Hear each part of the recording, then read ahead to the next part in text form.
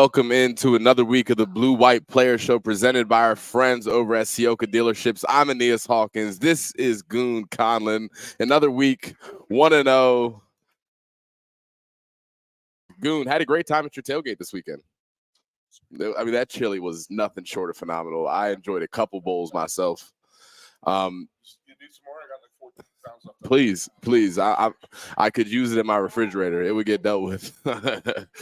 Hey, go ahead. Yeah, it's one of those cold weather, not cold weather, because we know what that is. Yeah, we do. I mean, unfortunately. I'm in a sweatshirt and you're in a jacket, so it feels like we're in a cold, but we're not. Great tailgate, fun time, absolutely beautiful. I mean, November 19th or 18th. And the weather we had out there for that game? Yeah, I'll say that this fall specifically, this is about as good of a football season weather-wise that you can have asked for. I can't remember. Yeah, I mean, that's nothing. UMass was a wash. UMass was definitely a wash. What other cold? Well, there was one more cold game. I remember doing radio. I'm under that tent. I get no sunlight where we do the show at, and I was shivering. It's the sun. It's key. Yeah, so we're down at the Football Letterman's lot, and we're just sitting there, and I'm watching the sun, and I'm watching the track down, and I'm like, that's going to be behind a Bryce Jordan Center half hour. I tell my wife, she's like, no, it's okay. We can say it's a half hour, you know. And I said, hey, it's going to get really cold here in about 15 minutes. So 15 minutes later, she said, it's getting cold. We think get out of here. Yeah. No offense, of course. None taken. Another great tailgate season, obviously. Yep. We don't lose. No, you can't lose on senior day. No, not at all. And definitely, I want to make a note there. Some really, really good seniors that walked on Saturday and were honored at Beaver Stadium as they should have been. I mean, guys that I was really close with, Devon Elise, Hakeem Beeman, Caden Wallace. It's crazy to see them as seniors now graduate, moving on. Recruits when I was a freshman, I was their guy, man. It's crazy, man. I was hosting them on their official visits. It's nuts to see how quickly time is gone, and for them to get a good win against Rutgers. And I don't want to scurry past Rutgers too quickly. We laugh, we joke about them, but their defense is legit this year. They've played really well throughout the season. This is probably the best Rutgers team I've seen in the last 5 years, and they've handled it pretty well, especially through some adversity with Drew going down, Bo Prabula getting the opportunity to step in. Did you see anything from Penn State's offense specifically? I'm just going to say this, and that is I was playing here with Greg Ciocca, who's coaching. Okay. So I know Greg. I know the type of personality he is, and I know the type of guys that are at Rutgers. I mean, they're the Rutgers kids. Every one of them's going to say, oh, that's Penn State. That's Penn State. I'd never go there. I'd never go there. I'd never go there. Right. Unless they had a scholarship from Penn State. Right. No doubt. They're just like Maryland. This is their biggest game. And that game really, really scared me. Because I think Greg Ciocca possibly was treating that as a dress rehearsal for the Penn State fans. Like, hey, if James isn't working out, and maybe there's some rumblings, right? But I'm here, so he goes out there. If he had taken care of business and beat us up pretty good, which they didn't. They did it first. They did it for the first half, like we had talked about. There's a little hangover after a loss with Penn State, and it being senior day, you just knew that the horse was to take over. Yeah, and they definitely did. The better team won that game. Penn State, even with the 2 losses this season, everybody being frustrated about those things. The talent on that roster is undeniable, especially on the defensive side of the football. There's just so many NFL guys on that defense in the 1, 2, and even the 3 deep. That is just going to be tough for a team like Rutgers to get the ball moving. You talk about Greg Ciocca, another guy that I played under, Kirk Ciocca back in the building as the offensive coordinator. Ironically, the week after the man that took his job gets fired. So I'm sure he was motivated. They did a good job handling their offense. It was exciting to see. You got Michigan State next week. You got any thoughts there on Michigan State thus far? I've always thought that Michigan State's a tough place to play because I've had some wars out there. I mean, I can give you stories. We played out there in '93. We walked out there. It was our first year in the Big Ten. And we walked out in the field, and there was an inch of ice on the ground. And somebody, there was frost on the ground, and they put rock salt down to melt down the ice. And let me just tell you, playing on an old school AstroTurf with rock salt. Oh, man. And we're going to get to it. So, I got my headset back here. I'll tell you what. I hope we're better here or no? With these knees, there you go. Getting the thumbs up. The rock salt thing on an AstroTurf, I don't know if you old school turf. Stuff burnt. Like you would just get like nicked like that, and like a layer of skin would come off, and then you get in the shower and it hurts.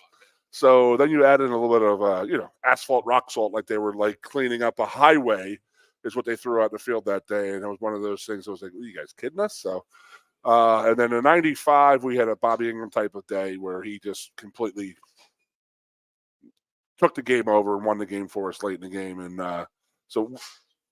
and then I was there when I was working here in 2005. We clinched a Big Ten title out there, so I've had some good times out there, but.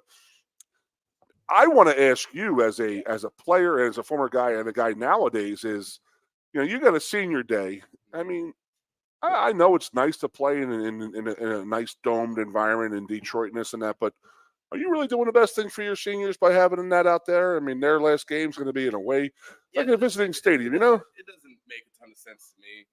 I'd be interested to hear how their seniors feel about it. I know that if my senior day were anywhere other than Beaver Stadium, I mean, we could talk about any other stadium in Pennsylvania, I would not have wanted that. No. Now, Beaver Stadium in itself is a spectacle in sports. I'm not sure that the stadium out in East Lansing is on that same level. But nonetheless, you spend 4 or 5 years playing ball there on Saturdays. I'm sure, envision your senior day being there. It's interesting. And then not only that, I want to talk about something else that's important to me. But I want to know if, please. Anybody in Michigan? Know any Sparty people?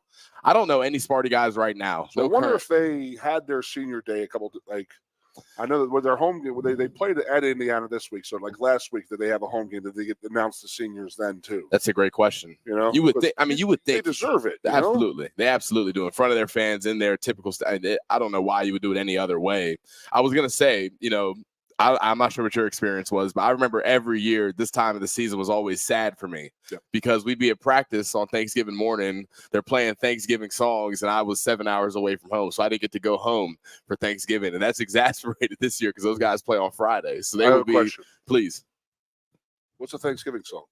You don't know the Thanksgiving? I guess what that's would be fair. a Thanksgiving? You know, okay, my wife knew exactly what I was going to say. This is the old school, new school. You got no idea. So there was a viral clip a few years ago. I'm not sure where this woman was. She might have been in church. It's like an old school, like Southern black woman, and she's listing off all the things she's going to have at her Thanksgiving. She's got beans, greens, tomatoes, potatoes. So we're warming up. Dude, they put that on? Listen, that's why they're rubbing it in our face. Like everybody's dancing, having fun. I'm like trying to child abuse. It's terrible. My dad and oh my goodness. No, I'm not even gonna go down so that. I did mention this today. And I mean, when are our guys? I mean, we could have Landon Tengwall is gonna be on here a little bit here. So I want to know when is the players when are they having Thanksgiving dinner? Because you don't want to play a game the day after Thanksgiving dinner, nor do I want to fly in a plane. The same day as Thanksgiving dinner. Yeah, it's a dangerous game. I definitely hear you.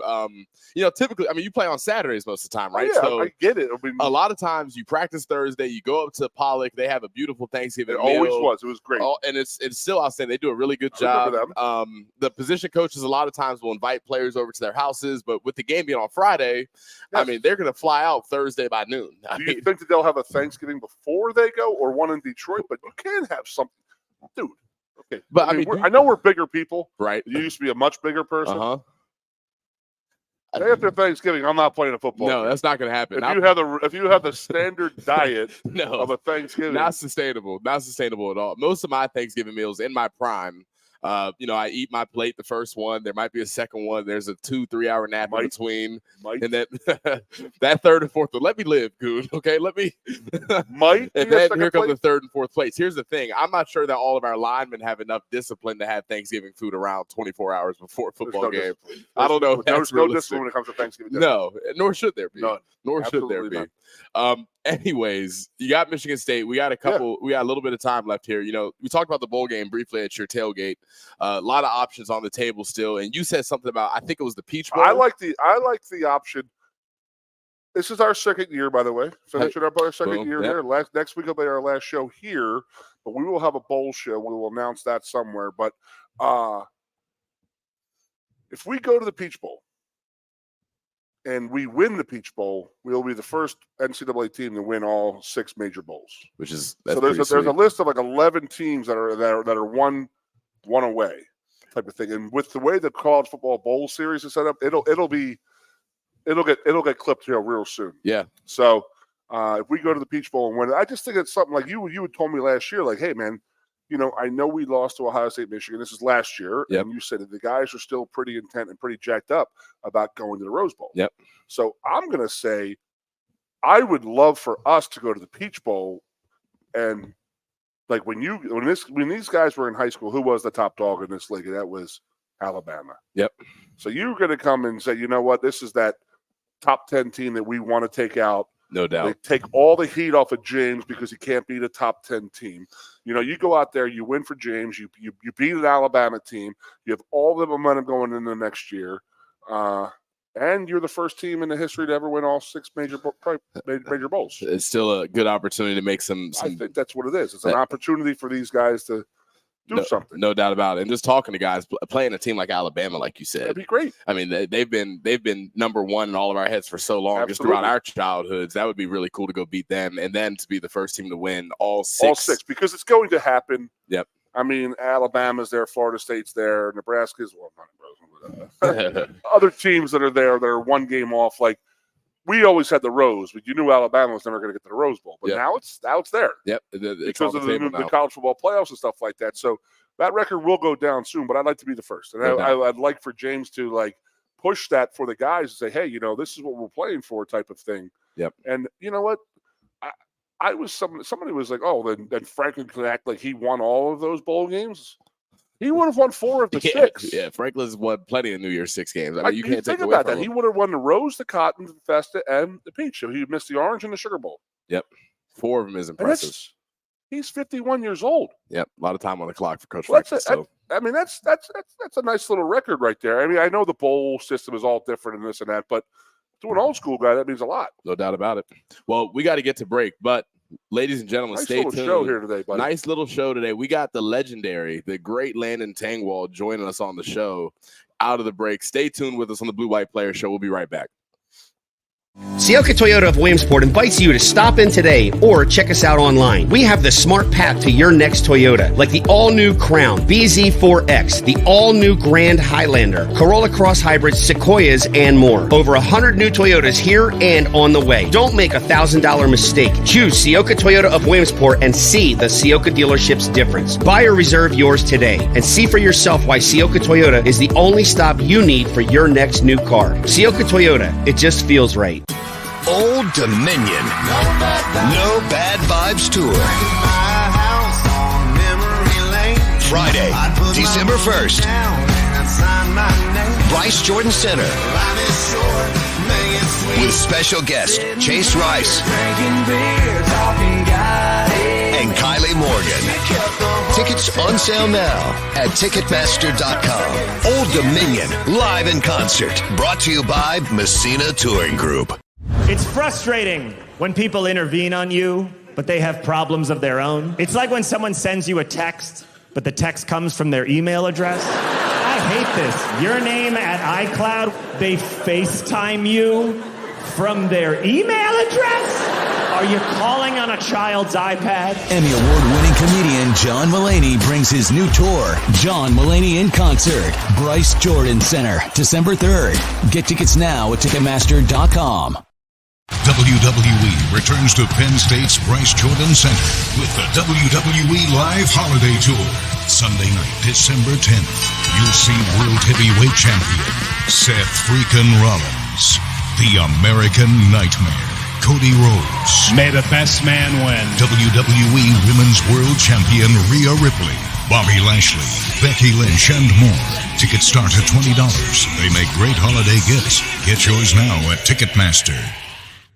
It's Jeff Dunham on his all-new tour, still not canceled. Yes, I make a living talking to myself, which means some forms of mental illness actually pay off. Is it bad that I unplugged my cousin's life support to charge my phone?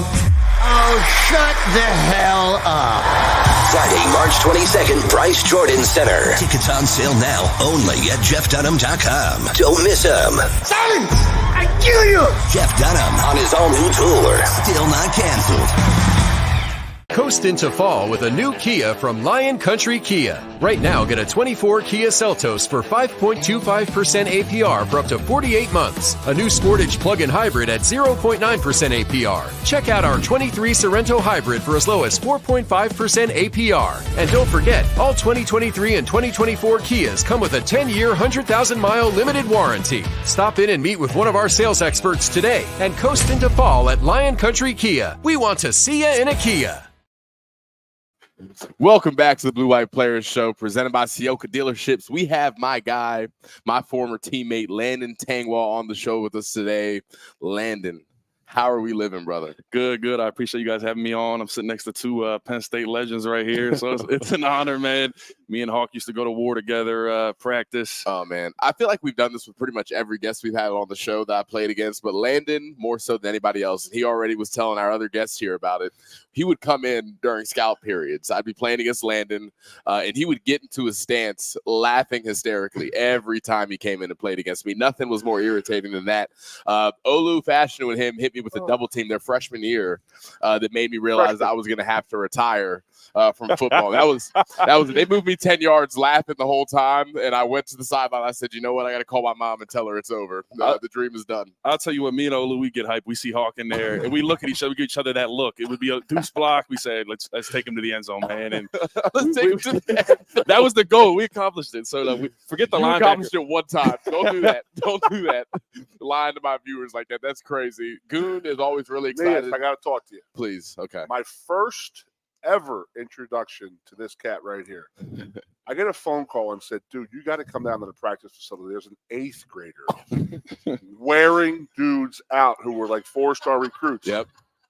No, I'm being serious. And I was like, get the hell out of here. And I show up there. And I'm like, where's he at? They're like, he's right there. I'm like, he ain't no 8th grader. Yeah. There ain't no way that kid's in 8th grade, 9th grade. And they're like, yes, he is. That was a good one, man. I came up, I was still in 8th grade and had a good camp. And at the time, Coach Limegraver gave me the MVP afterwards. And I didn't know this at the time, but I had won against Yetur. Yetur was here. And I think he was coming in that summer. Yep. And so, they had him work out at the camp.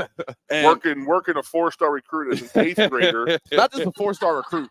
Yetur Matos is an NFL defensive end now, was an eventual second-round pick, and you were 11 years old and couldn't beat you. That's impressive stuff. That's impressive. He came over to babysit you, and you started doing one-on-one, and you're working on it. In front of his fans, yeah. That's nuts. Typical Landon behavior. I mean, let's get into it, though. Your recruitment journey is nuts. We're a big recruit. I remember you coming up, big Twitter guy, so I got to know you pretty early before I got to know you. Talk to us about that journey to Penn State coming out of Maryland. Yeah. No, it was awesome. Like I said, it started really early on there in 8th grade. Right away, loved Coach Franklin, loved the staff. There's been some pieces that have moved around earlier on. Tyler Bowen was a really influential guy. He was at Maryland and then came over. I was not interested in Maryland after some of the performances I saw at their stadium against Penn State. I was there for a couple of those 65-0 wins, so I was turned away from them. But no, I probably came up over 25 times, and every single time it felt real special. And it was Coach Franklin and the guys, and Coach Trout got here. I was real excited to get up here, and it's a different atmosphere, different locker room than other places too. I'll say really inviting when I got here, and even more so since you left. I'll tell you, even these freshmen, they come in and everybody, it's like it really is a family environment. In some places you go, I mean, if you're a freshman, you get shunned to the corner. I mean, you know how that goes. So it's a really Why do I know how that goes? Well, was I the freshman getting shut to the corner? I don't know. Were you? Low key, a little bit. It's okay. It was a different time. The locker room, like you said, has continued to evolve with years. It's gotten better. Do you guys still have the freshman section of the locker room? Like it's in the home locker room in Beaver Stadium. There's that one little back room there. Yes, the back room. So that was the way our locker room was normally set up. So you put all the freshmen back there, and that was it was the ghetto. Yes. You got I think work they might your way still out the call ghetto. it the ghetto. Like I think that's the name that the Want to hear the greatest story of all time? What's that? Bucky Greeley, 4-year starter at Penn State, 7-year NFL player, great friend. Sophomore year, he didn't get taken out of the ghetto. And his 3rd year, they said, hey, and after the season, they're like, hey, you want to go out there? He's like, I wasn't good enough last year. I'm not good enough now. He stayed in the ghetto for 5 seasons. Wow. Oh, man. Wow. And he was just as grumpy as the first day he got there. So he was like an old man back there. They're like the freshmen show up, like, who the hell's this old guy back there? That's our starting center right there. He's like grumpus. Like, when did you make it out of there? I actually never went. I was never in the ghetto. Oh, okay. I was never in the ghetto. It was just a numbers thing. Like I think I might have been the last person that was allowed in the main section of the locker room. But my second year, after they had seen enough film and enough performances, they were like, "You need to go in there and stay." Did they put you back? You got stationed. I got demoted. You regressed to the ghetto? Yeah, they were like, "Get this kid away from our starters now. He is a distraction to the liability." Aeneas. Man. Hey, listen, it is what it is, man. I've moved on. I've grown. But then they asked you to host all these guys on the recruiting trips. You show them a great time, and then they put me in the ghetto. Like, yeah. Exactly. Man. I agree. We're not going to get that's an entire different tangent. That's a different episode for a different time. I mean, I know a couple of psychiatrists. I need help. Talk to somebody. Yes, I would love to. If you can plug me in there, it'd be much appreciated. You were a late onset ghetto guy. Yeah, you don't know many of those guys, do you? Wow, I don't know any. No, it's okay. Coach Franklin and I still have that a couple conversation. guys coming off of suspensions and stuff like that would get put back there, and like, you got to earn your way out. Yeah, no, I never got in trouble. I just couldn't win one-on-one pass rush. They were like, "Go sit back there and think about it." By the way, you're ready. This is our 13th show. 13 shows of him not being able to win a one-on-one. Landon, you were there. Okay, so let's get into this. So, Landon was there for the back half of my career. Landon was in 6th grade working you, dude. That's fair. That is fair. I mean, what do you remember about being the pass rusher? I came in and I knew earlier on you were a highly recruited guy, and then I came in and I saw I got to go against you a lot when you were on D squad. But like I said, we had a good time with Hawk. Every time he stepped up, it was one of those things. Everybody wanted to go against Hawk just to kind of mess him up a little bit. It was like one of those. This is what it was. Okay. Your mom's listening. So, Mama Hawk is listening. Listen, first of all, the knee quit a long time ago. All right. I was just out there hanging out with my guys at that point. But I will say, guys like Landon would come in there and give me, it was like their Super Bowl anytime they lined up. It was crazy. They enjoyed the opportunity to do their best. I mean, you and I have gotten into scuffles during scout team practices over nothing. And it was never too serious. I would laugh during the whole scuffle. It was funny to me. We would have a good time. I'm telling you, seeing him, I would laugh at him. Anytime. You laughed at Aeneas? That's my guy. But you laughed at my brother Aeneas. I'm sorry. I hate to say it, but okay. We had a good time out there, though. It was a lot of fun for one of the parties. Smacked my Aeneas around, huh? Just a little bit. Damn. I might need to go back and find some tape of the rare wins just to kill this narrative off a little bit. You're the one who brought the narrative into this situation. I had a couple of them. It's all right. Whatever, man. I mean, you think I'm going to go up here and talk about my L's? I'm never going to talk about an L. No way. Well, it's just such public knowledge at this point. I just embrace the narrative. Yeah, he's an honest guy. I don't even fight back anymore. It's not serious enough for me. Landon. Aeneas, we got to get you some. Oh, my Lord. What year did you commit to Penn State? How old were you? I was 17. It was 2020. And actually, I had bought a whole suit. I was gonna line it with Penn State. I had my whole commitment planned out, the official visits, everything. And then COVID came about. I got no official visits, and I said, all right, I guess I'll just commit. I said, forget about it. Franklin, I will say, he said, we're going to figure something out. We're going to get you guys an official visit. And I was stupid enough to believe him. We got no sorts of officials. No official COVID time. It was rough. They said they were going to make it up once we were already here. And then I soon figured out that was that was never going to happen. They said something about paintballing. Yeah, we were here, and we went to winter workouts instead. Enjoy your official visit. 6 a.m. in the Louisville Hall. Your official visit was tired against Hakeem Beam. Yeah. Good luck. Chuck Lowe screaming in your ear. Every person I play with football at Penn State watching this right now is going, no official visits? Oh, my God. That was the highlight of our recruitment. Yeah, There's no doubt about it, man. Very much a highlight. That was the old school. And then we got a little even wilder after a little bit. Then they had to tame that down a little bit with the early signing period. So that kept it a little tame. But there are definitely stories of guys going places, and it was absolutely insane. And you didn't get one. Not a single one, but my recruitment did start early on, so I had a lot of visits up here, and I stayed a couple nights with Devon Lee's, funny enough. So they were good nights. I was up here for the 2019 Michigan whiteout. I remember that was fun. That was a good one, and so I've had some good times up here before I committed. Now you're an author. I am. My book, The Men Up Front. Love it, man. Yeah, no, it's been a really cool experience. It's a children's book, kind of just about my life, my recruitment to Penn State. You get to see I'm Actually, not to brag, but I am a junior Olympian, water polo. Yep. Let's get into that. Yeah, let's talk about that. Junior Olympian in water polo. Yeah. So my pops, he was All-American. He went at the Air Force Academy, big water polo guy. Yeah, indeed, in the water. No, you're not touching the water. You're treading water for about an hour there. Gotcha. You know, I don't know how well you do in the pool. No, I got kicked off my water polo team. I drowned 2 horses. It was horrible. It was just a bad scene. Understanding of the water polo. Not at all. Absolutely horrible scene, man. I was like, I'm out there with a club and trying to make this thing breathe, and it just kept on going down. Make this thing. It was a sad day. I did it twice, so. Interesting. Well, clearly Goose never played water polo. No, I did not. But I do it. Actually, it is a big thing now in the Philadelphia area. To be honest with you, my nieces play. I think one of my nephews plays too. So it's like, it's really coming on. Picking up. Used to be a West Coast sport, but no, it was But coming up, that was started when I was 5. I was born in water actually. Home birth, right in the you're water. Probably a tremendous swimmer. I am. I do love to swim. You catch me at the YMCA, local YMCA. Over here. I was born in water. What does that mean? I was water birth, like they were like physically in the water. I was born in a bathtub at home actually.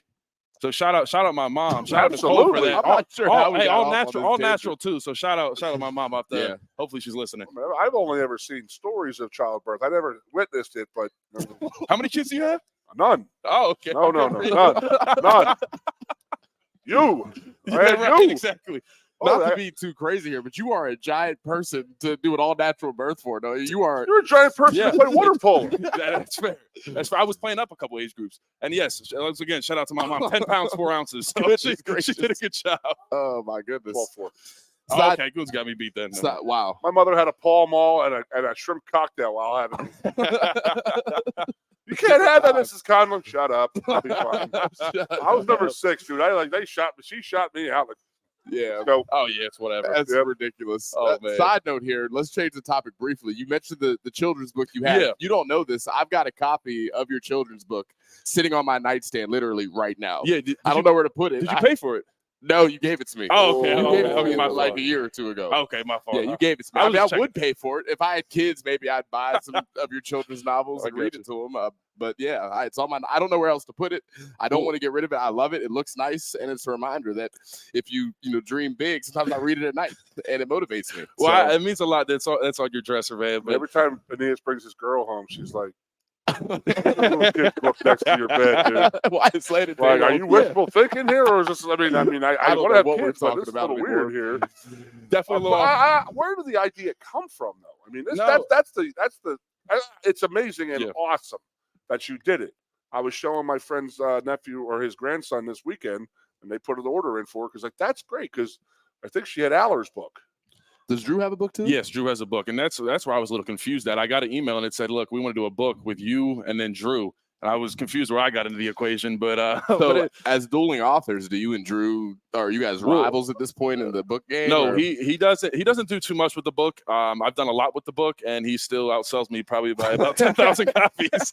No, but I've had really cool experiences with the book. I've been able to go to a couple different elementary schools, read to different kids. I've actually gotten an opportunity to go back to my elementary school. That was really cool. A couple schools around here where it is all Penn State, and these kids they live, breathe it. And it's really cool. I try to go to every single classroom. I'll give away a couple copies, but it's been a really cool experience. Also went down to Guatemala this past spring with some of the guys.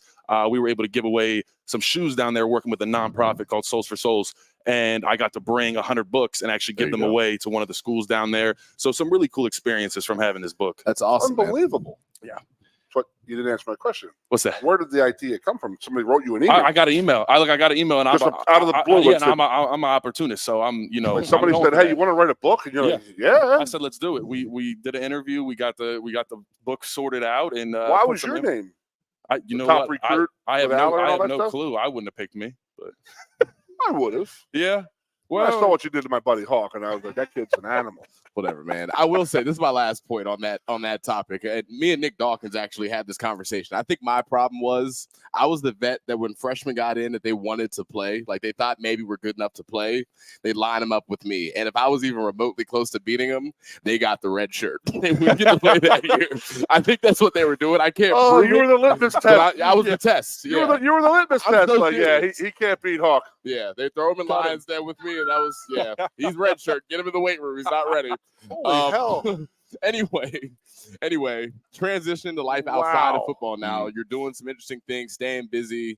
Talk to the people about what's been going on in Landon Tengwall's life. Yeah. No, it's been a good transition, man. Definitely a lot of free time, as you know. So you got to feel that. I've been doing a couple different radio shows around town. Just trying to stay busy as much as possible. Like once again, you can catch me at the local YMCA. I might be swimming laps, pumping some curls out. Hope to see you in there. Actually, we can get it in, man. I was on the swim team. I know. I'm a heavy set black man. Nobody's probably gonna buy that. I was on the swim team, so if you want to swim some laps, where were you placing? I was a backstroke guy. Okay. I got 7th in the city of Cincinnati in the 6th or 7th grade. That was about as good as I ever got. Okay, we're going back to swimming. I mean, let's not kid ourselves. Come on, man. I'm going to find some tape to prove this, but yes. So you're swimming, you're working out, you're doing radio. Yeah. I tell people all the time, you're a guy who there's so many different things you could do and do well. You could coach, the players love you, you can do radio stuff. Well, this might be his litmus test for the radio show. Right. This is the litmus test again, right? So, I mean, have you been able to find any sense of direction with what you want to do, or have you just been enjoying doing a bunch of different things and kind of walking that path and figuring it out? Yeah. I've been enjoying, obviously, like I said, a lot of free time, and we spoke about this, when I announced that I had to step away from football, and we had a really good conversation about just taking advantage of, everything in front of you. I got some time in front of me. I'm still with the team for this year and next year until I graduate. And, one thing that's really cool about NIL is just kind of taking advantage of meeting a lot of different people, a lot of powerful people that, have run businesses and, stuff like this. It's just been really good experiences. So I'm not, zoned in on one thing that I'm trying to do, but just trying to take as many opportunities as possible and just, make good of it. Awesome. So where are we at graduation-wise? You said next year. Yeah, so I'm looking at either next fall or next spring. Looking with the advisors on that, but stretch it out as long as possible. Enjoy the rush experience. Stretch it out, baby. Stretch it out. I got in here with COVID and stuff. Little business school. Yeah, is there a possibility there? Yeah, so I'm going to do an MBA program once I graduate as well. So take advantage of it, man. Yeah, absolutely. I can't tell you that enough, bro. No doubt. I'm a broadcast journalism major, so I really do enjoy that. I enjoy this type of stuff, being on the radio, and then. Yeah, look at Hawk. He's good, man. I don't know what to tell you. He's better than I am. This kid right here is electric. Put me out to pasture. We'll bring you on for one episode. You're interviewing for Goon right now. You got a 4-minute window every week, Goon. Right? So that's good, man. So you've been able to stay busy. That's awesome. We talked a little bit off the air, able to go in the locker room, still hang around some of the guys. I'm sure that's been good too. Yeah, absolutely. I mean, I'd say that's one thing, and you can attest. I mean, both of you can attest to this. That's one of the things you miss the most. Yeah. Not so much those 6 a.m. Lifts and runs where you got a coach screaming in your face, but that locker room environment, you miss that camaraderie with your teammates. So it's really nice to still be able to come in there. Sometimes we see Hawk, and you're still making an appearance in the locker room every as well. Now and then, man. Every now and then. You miss it, man. Sometimes you're itching for just a little bit of just locker room interaction. There's nothing like it, man. And I'll tell you what, it used to irritate me with Coach Franklin at the end of games. You're like in a rush to get out of there, go hang out with your buddies after a game, whatever. And he's like, you guys need to slow down and soak this locker room up, because as soon as you get done, you're going to miss it. And he used to always say it, and it was corny, and it was whatever. And as soon as we were done, he was right. And that was the one thing I can honestly say he was certainly right about. I miss that locker room every day, man. It's nothing like it, really. Absolutely. And not just after games. I'm talking like during the week and stuff like that, because everybody knows everybody's business, and it's always fun. There's always some joking and this and that going on, but there's definitely some you literally have lifelong friends in there, because you know everything about them. Yeah. And you find out there's nothing off limits. No, nothing at all. That is. You ever want to see a racially diverse place go to the military or a a locker room. Because no doubt everybody's the same piece of crap, and you just get abused by everybody. So it doesn't matter what you are. No doubt. That is one special thing about a locker room. Just real quick, you mentioned it, that it doesn't matter where you are, where you come from, what ethnicity, whatever. Everybody comes together. You love each other. You're brothers. It really is a special thing. It's the model, man. It's the model. That is the model of the world, I think. I really do. So yeah. My man, anytime, you know that. Yeah, appreciate it. I would love to have you on, man. Keep coming on. I wish we had some more time with you. yap some more about, some Hawk stories. Oh, man, we got a lot of them. No more Hawk stories. We got Dave Groff coming on here, a former letterman here on the There you 70s team, who also beat the living tar out of Aeneas. Somehow, yeah. Yep. Me too. Dave was 61 years old, came up to a practice and said, I want that kid number 27. I want the short little fat kid who's wearing a wide receiver or a running back number. I want him. We'll be right back on the Blue White Tailgate Show. Hey, Penn State fans, it's game time, and Ciocca is hitting the field with 42 dealerships and 25 brands in Pennsylvania and New Jersey. That means more choices and the perfect new or pre-owned vehicle priced to fit your budget. Plus, factory-trained service experts are just minutes away, and you can feel confident you're doing business with a family that treats you like family. We're a proud partner of Penn State Athletics and preferred dealership group of the Penn State Alumni Association. The Ciocca dealerships. Experience the difference. Old Dominion. No Bad Vibes Tour. Friday, December 1st. Bryce Jordan Center. With special guest Chase Rice and Kylie Morgan. Tickets on sale now at Ticketmaster.com. Old Dominion, live in concert. Brought to you by Messina Touring Group.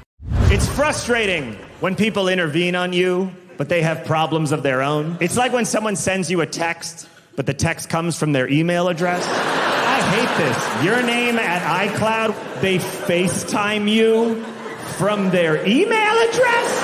Are you calling on a child's iPad? Emmy Award-winning comedian John Mulaney brings his new tour, John Mulaney in Concert, Bryce Jordan Center, December 3rd. Get tickets now at Ticketmaster.com. WWE returns to Penn State's Bryce Jordan Center with the WWE Live Holiday Tour.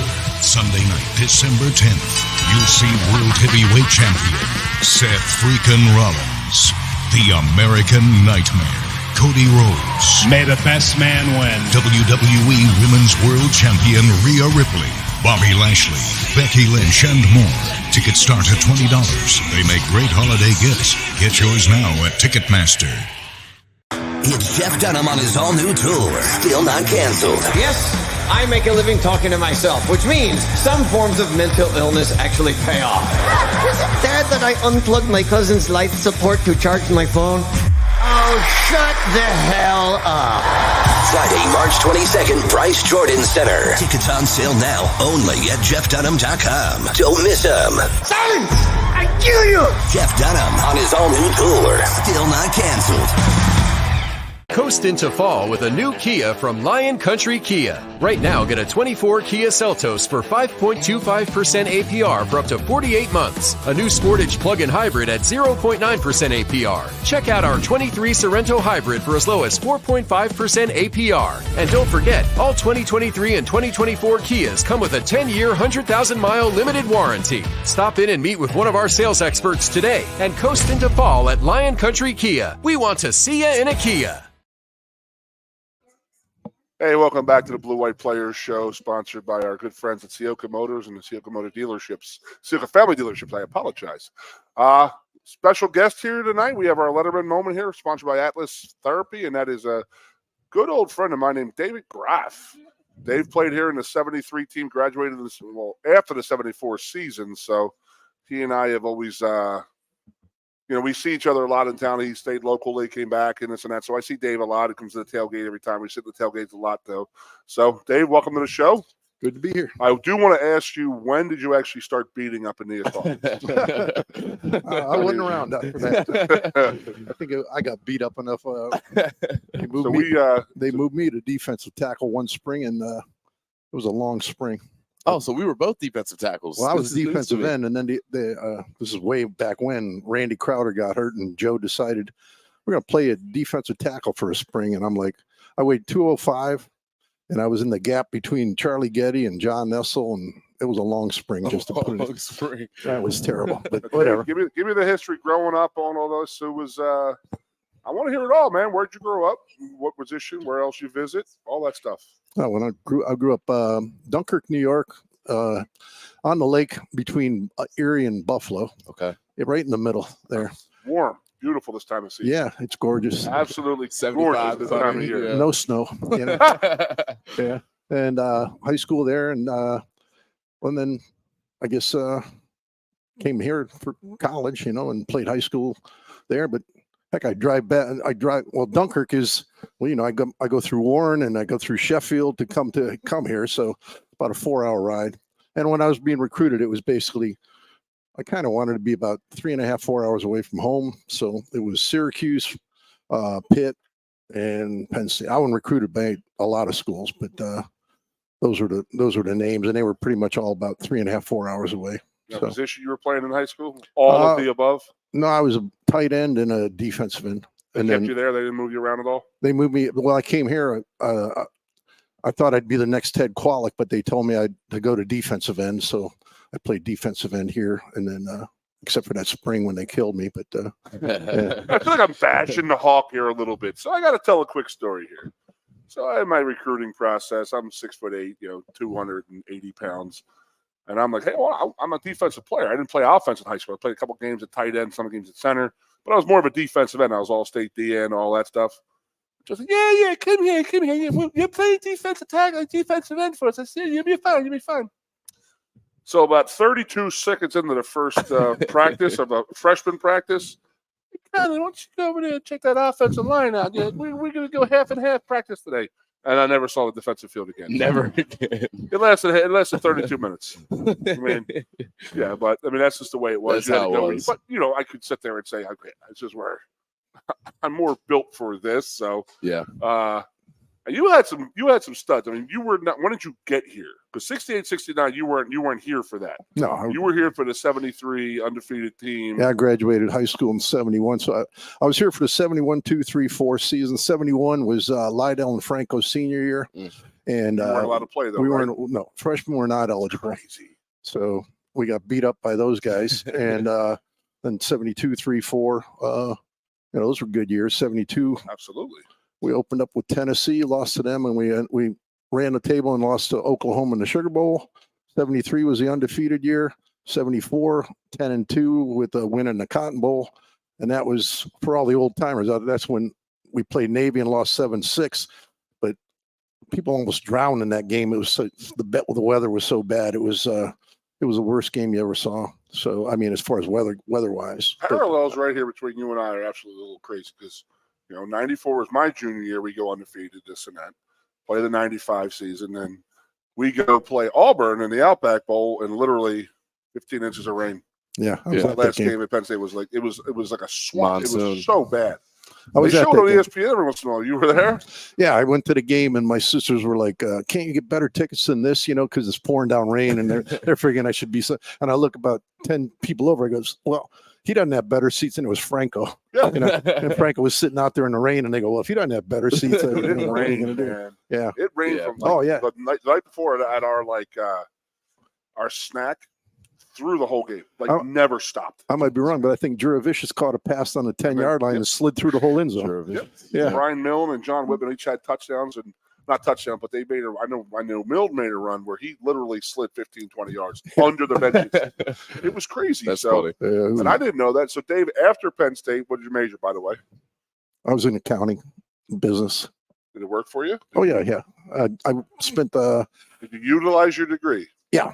Good. I played, the 6 years. I played 6 years in the NFL, got out and took a job with a small brokerage firm, then went to Merrill Lynch, and I spent 35 years with Merrill. Worked out well then, huh? Yeah, everything. Now, where were you with all that? For all that, I know you weren't in State College. I know you are now. Yeah, I was down in Fort Lauderdale, and I was listening about the swimming over there, and I actually lifeguarded down there. Okay. I swam a little bit when I was a kid, and I went down there, and there was a guy that I played with down there, and another guy that swam here.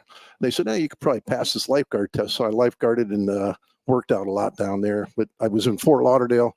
I raised my kids down there and moved back up here about 6 or 7 years ago. Yeah. So, You've been here 6 or 7 years? Were you coming up here a lot when we were getting together? I'd come up for games, but I had just moved back up here about 6 years ago. So yeah. Fort Lauderdale, huh? Yep. State College. What's that? Fort Lauderdale State College. I mean, I know it's everybody's dream to move up here, but you got to miss the heat. Well, everybody says you are from Dunkirk, New York, so it really doesn't bother you. Yeah, my wife says we did it backwards. We absolutely we moved from here to Lauderdale to here, and we bought our house is a little bigger, but we enjoy having people over. So there you go. I don't know. So I want to ask you. You brought up being a freshman, Franco's senior year. My freshman year, we had Trace McSorley here, and I remember being starstruck seeing Trace in the locker room for the first time because I'd watched so much from on TV. I knew all about him. Did you have any of that experience seeing Franco the first time practicing against him? Were you starstruck ever? Yeah, I think back then you didn't really. The only thing I knew, I read about, Penn State a little bit, and you didn't know that much about the players in it. But I remember someone told me, well, you're going to get up there. They got these real good running backs, Lydell Mitchell and Franco Harris. And I thought it was Frank O'Harris. I thought he was an Irish guy. and when they dropped me off, my parents dropped me off at Pollock Hall there. We were at Pollock at that time. I don't know where you guys were at that time. And I didn't know anybody. I'm from New York. All these guys are from Pennsylvania. And I get on the elevator. I'm kind of depressed. Like, oh, man, I'm going up to my room. And this big guy gets on. Hi, I'm Franco Harris. And I go, yeah. It was the first I met. He was the first guy I met. And he was so nice to me. I rode up the elevator. And I go, that's Franco Harris. I thought he was an Irish guy. So, I have to say this about Franco. His sheer size of somebody who was played in that era. Yeah. I mean, he was as big as some of the centers. I mean, I mean, God rest his soul, but Mike Webster was not much bigger than Franco Harris. Yeah. I mean, I know you had to smack around Mike Webster a whole bunch in your career at the Browns. I was mostly special teams, but the games back then against Pittsburgh were good. they were good tough games. Franco was a big dude for being a running back in that era. I mean. I guess maybe not that era. Maybe that was the era of the big back type of thing, but he seemed to be. He was every bit of 6'2", 6'3", maybe even 6'. And he could run. Yeah, he could run too. Yeah, he was the faster than Lydell. For an Irishman, hell, that dude was. So my old roommate Marco Rivera, he was Irish one day. It was Marco River. That was on St. Patty's Day. So I know the whole Frank O. Harris thing. I get it. Well, the years, my rookie year. We were, Cleveland, and we were in with Pittsburgh, Houston Oilers back then, and the Cincinnati Bengals. Yeah, so you had Franco, Earl Campbell, and Boobie Clark. I mean, there were some good running backs in that division. So, it was the black and blue division for sure. My goodness. And special teams were a lot of fun because it was Billy White Shoes. If you remember, I'm going way back. People don't know those names, but I mean. They were good. And I heard you guys talking earlier about how cold it was. You guys didn't play in Cleveland. I mean, we played. Give me the worst one. The worst one, we were playing Houston. And my folks always came to the games from Dunkirk because it was 2.5 hours away. They couldn't get there because I-90 was ice. I mean, it was just all ice. And back then, the open end zone, the lake, I mean, the weather came off the lake. It was so icy on the field. They gave us broom ball shoes. So you wouldn't slip and slide. They were like broom ball. I don't know. They had suction cups on them or something like that. So we punted to Billy White Shoes, and we're sliding along, and he's just going by, and it's like CLA scored a couple times. We're like, how the heck's he doing it? So, but that was probably the coldest game. It was pure ice out there. You talked about rock salt. I mean, this was it was ice. You're completely right about the Cleveland weather. I'm from Ohio. I know. We would travel up to play Cleveland St. Edwards and Cleveland St. Ignatius in late November, December, and I would be over there with layers on layers. It was freezing out there, man. We came out of one Saturday practice, and I remember we were at Baldwin Wallace, and I walked out of, it was just a walkthrough type practice, and I looked out, and there must have been buses lined up all over the place. And I go, what's going on? They go, high school game. And I think it was Ignatius or St. Ed, one of those was playing Moeller. Or that's where I'm from, Moeller. Or somebody. And I'm like, I mean, it was unbelievable how many buses and how many people were there for that game. It was incredible. Those were big games, man. They used to beat up on us pretty good when I was in high school. They were fun still. Yeah. They were fun games. We're going to tie it all together here at Aeneas. Okay, here we go. You know what my last game at Penn State was? What's that? That's Snow Bowl versus Michigan. 25 inches of snow on the ground. Wednesday before the game. 25 inches of snow on the ground. That's insane. And that was, I think the other day was like a 28th or 58th anniversary of it the other day. And I was like, can I ask, when all that snow came down, did it come down during the week or on game Wednesday. day? So on Wednesday, did you guys go to practice that day? What? You had practice that day, I'd assume. Wednesday? Yeah. Oh, yeah, we were in Haluba. Yeah, everything was, Yep. we would get there. We Funny, were right man. there. Yeah. And it was unbelievable because, remember, it was our third year in the Big Ten. So Michigan was like, hey, just play over here in Ann Arbor. Come on, we'll take the game. So I was like, so, I mean, it was crazy. You could see, I mean, there are people here who, Sally, you remember that people were in there shoveling their seats out in the stadium all week, and they were paying them $5 an hour for the students to come in. It was insane. Wow. We almost didn't have the game. It's a lot of snow, man. And then they actually, I'm not lying to you, they packed up the convicts from the prison down the road. They brought them up? They brought them up, and I'm telling you right now, we got in the stadium, you looked around, you could see the student section where they were cleaning because it was just like brushed away. Where the prisoners were, there wasn't a piece of ice, a piece of snow, a piece of water. It was gone. Goodness. They were just happy to be out in the air and stuff like that. They were having a blast. Yeah. It was like we're not in prison, so this is Recess, great. So man. Yeah. loved it. That was my final game at Penn State. That's nuts. I heard you guys' story about Thanksgiving real quickly. 1971, Franklin Liddell's team, they were undefeated, but they had a game December 4th. I sort of remember December 4th against Tennessee. So Joe says, we're going to practice Thanksgiving morning, and then everybody's leaving at noon that day. So we stayed in the dorm. We're all by ourselves. Snowstorm hits, big snowstorm. We go out to practice. We didn't have Haluba. We just practiced on the AstroTurf out there. And guys didn't get home. I mean, they were stuck on 80, and it was crazy. So, but Joe made us all practice that Thanksgiving morning, and this was, I still remember the big game of the day was Oklahoma, Nebraska. They were 1-2 back then, and we're trying to get home for that game. And my aunt and uncle were from Fairfax, Virginia, and they were coming up to get me to take me up, and I'm sitting there at the hub waiting. I'm freezing my butt off, and they finally. But all these guys on 80, they never got them. These guys that lived in Connecticut, they had to stay at some home. It was terrible, But and we didn't have any Thanksgiving dinners, or we didn't have anything back then. It was just I'm the old guy, So December 4th, was that game here or there? It was there, Knoxville. See, I mean, I know we'll talk about this next year, obviously, it is, but it's like I cannot wait. Yeah, for the college football playoffs next year. The first weekend is December 20th and 21st. That's the first round games.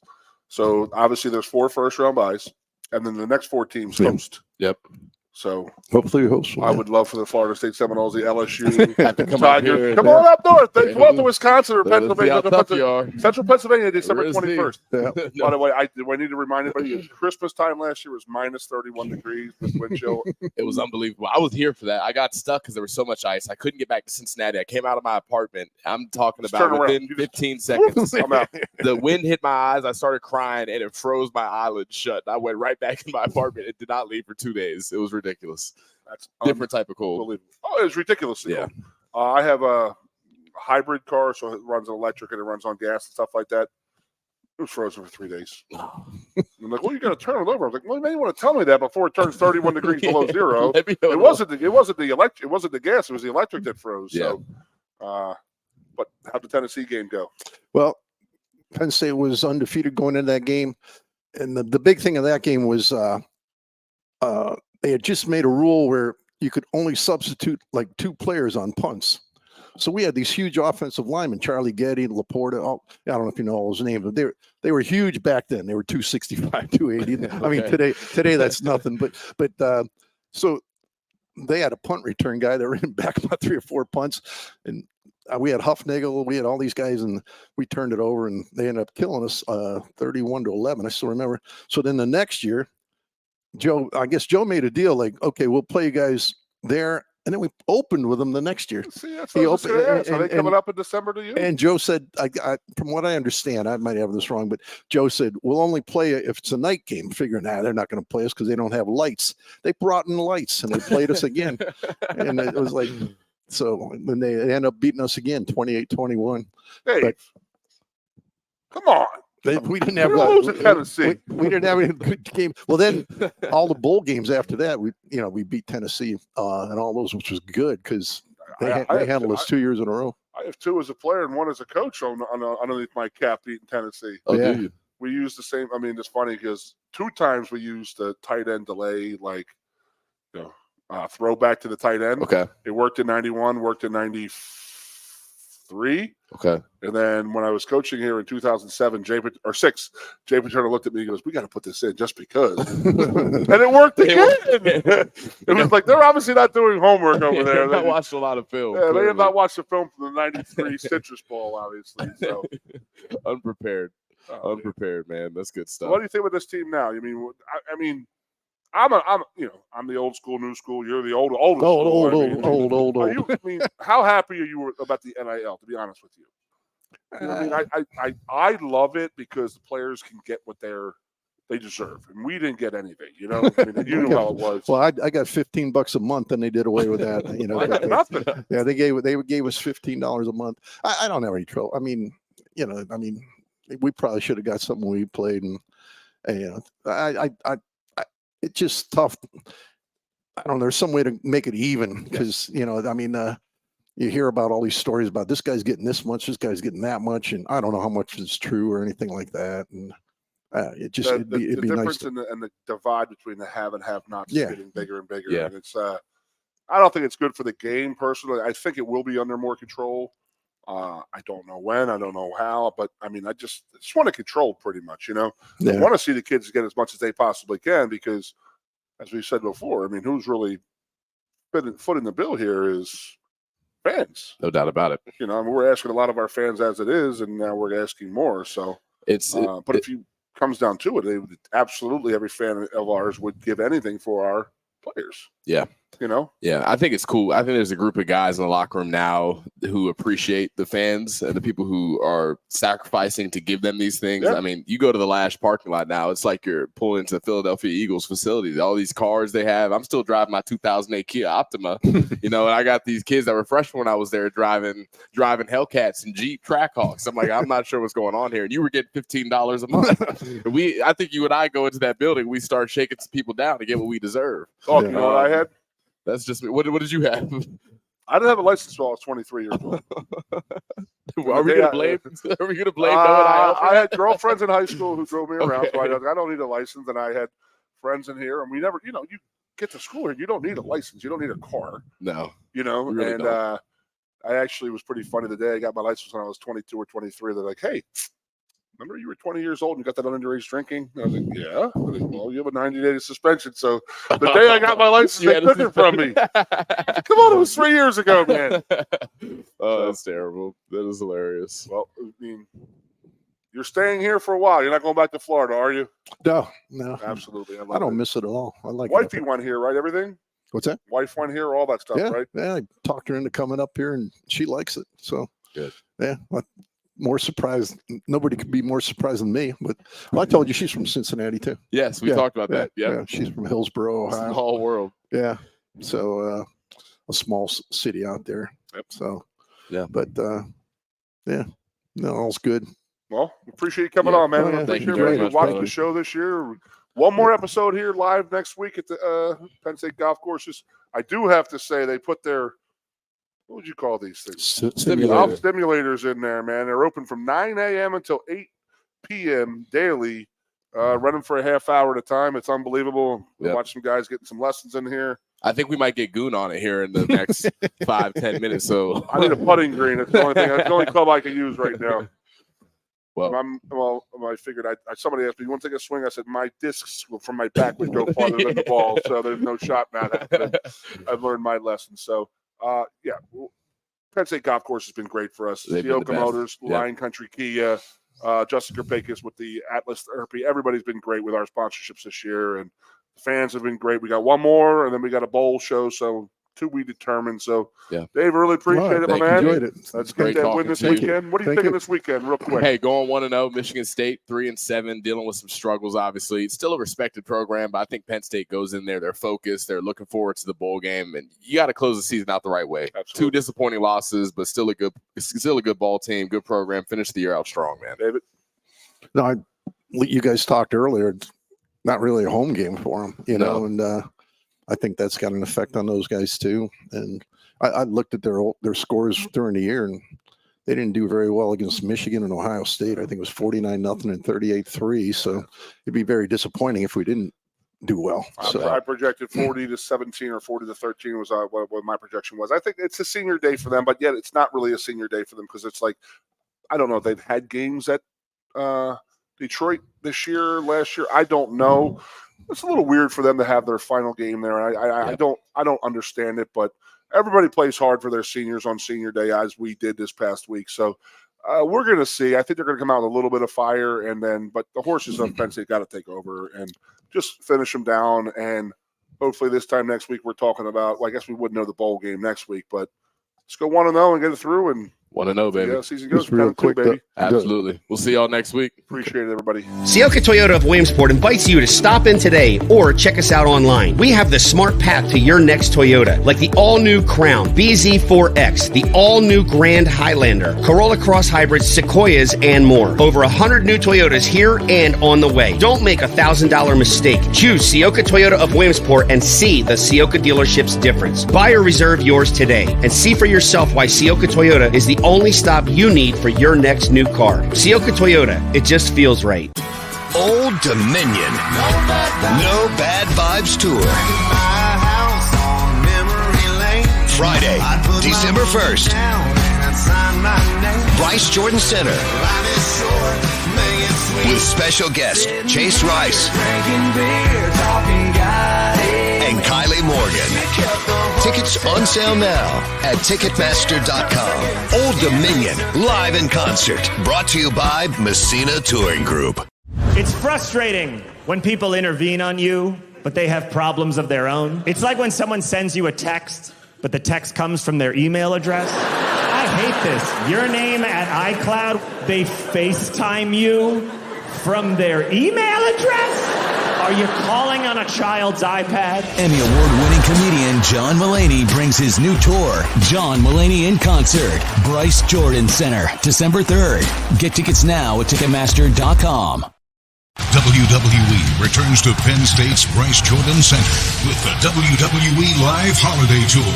Sunday night, December 10th, you'll see World Heavyweight Champion Seth freakin' Rollins, the American Nightmare Cody Rhodes. May the best man win. WWE Women's World Champion Rhea Ripley, Bobby Lashley, Becky Lynch, and more. Tickets start at $20. They make great holiday gifts. Get yours now at Ticketmaster. It's Jeff Dunham on his all-new tour, still not canceled. Yes, I make a living talking to myself, which means some forms of mental illness actually pay off. Is it bad that I unplugged my cousin's life support to charge my phone? Oh, shut the hell up. Friday, March 22nd, Bryce Jordan Center. Tickets on sale now only at JeffDunham.com. Don't miss him. Silence! I kill you! Jeff Dunham on his all-new tour, still not canceled. Coast into fall with a new Kia from Lion Country Kia. Right now, get a 24 Kia Seltos for 5.25% APR for up to 48 months. A new Sportage plug-in hybrid at 0.9% APR. Check out our 23 Sorrento hybrid for as low as 4.5% APR. And don't forget, all 2023 and 2024 Kias come with a 10-year, 100,000-mile limited warranty. Stop in and meet with one of our sales experts today and coast into fall at Lion Country Kia. We want to see you in a Kia.